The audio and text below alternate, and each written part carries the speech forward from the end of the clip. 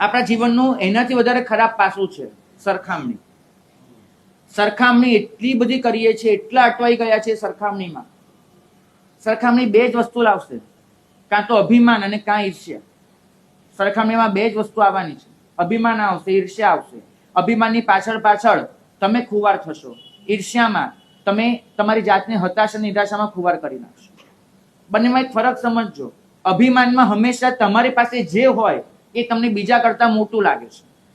ઈર્ષ્યામાં તમારી પાસે જે હોય બીજા કરતા નાનું લાગે છે. ફરક કાંઈ જ નથી. અભિમાનમાં તમને એમ લાગે કે બીજા કરતા મારી પાસે વધારે છે, ઈર્ષ્યામાં એમ લાગે બીજા કરતા મારી પાસે ઓછું છે. બંને વસ્તુ આખરે સરખામણીની નિપજ છે. જો સરખામણી નીકળી જાય અને તમે જે છો બસ એ પૂરતું છે તમારી પાસે, જો આ અભિગમ આવી જાય તો તમે આ ક્ષણે દુનિયાના સૌથી સુખી માણસ છો. પણ જો સરખામણીમાં ઉતરશો તો પતી જશે.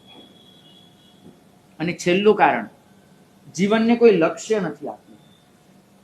જીવાતા જીવનને ક્યાં લઈ જવું છે એનું કોઈ તમારી પાસે રોડમેપ, ટાર્ગેટ કશું જ નથી. જીવનનું કોઈ લક્ષ્ય નથી. પ્રભુએ વાળી ચોળીને આચાર્ય સૂત્રમાં પહેલા દિવસે, શાસન સ્થાપનાના દિવસે કહ્યું હતું કે તારા જીવાતા જીવનનું પ્રયોજન શોધી લે. તને કદાચ એ ન ખબર હોય કે તું કોણ છે, બની શકે. તને કદાચ એ ન ખબર હોય કે તું ક્યાંથી આવ્યો, ક્યાં જવાનો, બની શકે. પણ તું અહીંયા શેના માટે આવ્યો છે એનો જવાબ તો તારે શોધવો જ પડે. જો આનો જવાબ તને મળી ચૂક્યો છે તો તારે સમવસ્ત્રણમાં આવવાની જરૂર નથી. ઉદ્દેશો પાસગ્રસ્ત નથી. જેને આ પ્રશ્નનો જવાબ જડી ગયો છે કે હું અહીંયા શેના માટે છું, એને પ્રભુના ઉપદેશની જરૂર નથી. જો તને આ પ્રશ્નનો જવાબ નથી જોઈતો તોય તારે અહીંયા આવવાની જરૂર નથી. પણ તને આ પ્રશ્નનો જવાબ જોઈએ છે કે તારું અહીંયા હોવાનું પ્રયોજન શું છે, વજૂદ શું છે, તો જ આ શાસનની જરૂર છે. આપણું મગજ એવું થઈ ગયું છે કે ખરાબ યાદો વધારે ઘૂંટાય છે, સારી વસ્તુ બહુ ઝડપથી વિસરાઈ જાય છે. ખરાબી મગજનો એટલો કબજો લઈ લે છે. પ્રભુ એટલું જ કહે છે કે જો તારે દુઃખી નથી થવું તો દુનિયાની કોઈ તાકાત તને દુઃખી નહીં કરી શકે. જો તું નક્કી કરી લેશ કે મારે દુઃખી નથી થવું, દુનિયાની કોઈ તાકાત નહીં કરી શકે તને દુઃખી. એક જ વસ્તુ જીવનમાં લાવવાની છે. છેલ્લે કહીશ કે જીવનમાં જે પણ બને છે, જે પણ, એને પરમાત્માની ભેટ ગણી. સાધુ જ્યારે બોલે છે કે દેવગુરુની કૃપા, ત્યારે એટલું જ કહેતો હોય છે કે મારી પાસે જે પણ છે, હું જે પણ અવસ્થામાં છું, મને જે પણ મળ્યું છે એ બધું જ પરમાત્માની કૃપા છે, દેવગુરુની કૃપા છે. જીવનમાં જો આ એક અહેસાસ આવી ગયો કે જીવનની દરેક ક્ષણે પરમાત્માની કૃપા છે, જીવનમાં જે મળ્યું છે પરમાત્માની કૃપા છે, તો આપણે પ્રસન્નતાના દરબારમાં હશું. એક કથા કહીને મારું વક્તવ્ય પૂરું કરીશ. એક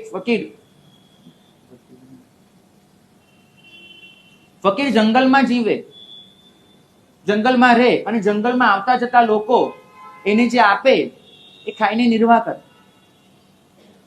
એક દિવસ ફકીર જંગલમાં બેઠો છે અને રસ્તેથી એક ગાડું નીકળ્યું.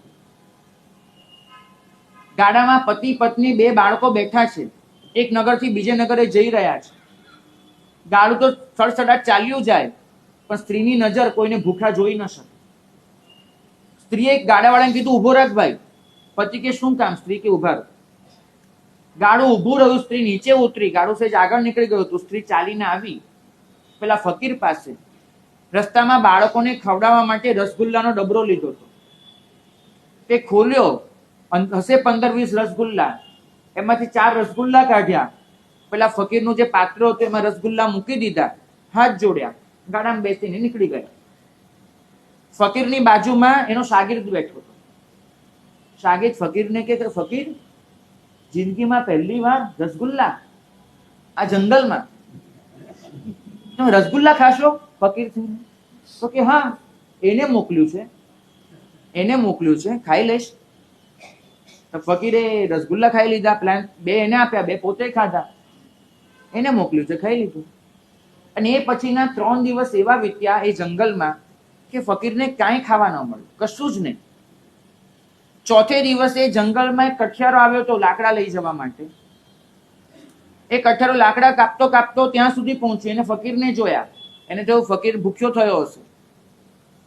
તો એને પોતાનો ડબ્બો કાઢ્યો, ડબ્બામાં બાજરાનો પેલો રોટલો લઈને આવ્યો તો સૂકો, એ રોટલાનું એક અડધિયું ભાંગ્યું અને લઈને પેલા ફકીરના પાત્રામાં મૂકી દીધું, હાથ જોડીને એની વિદાય લીધી. તો શાગીર એ દિવસે બે હાજર.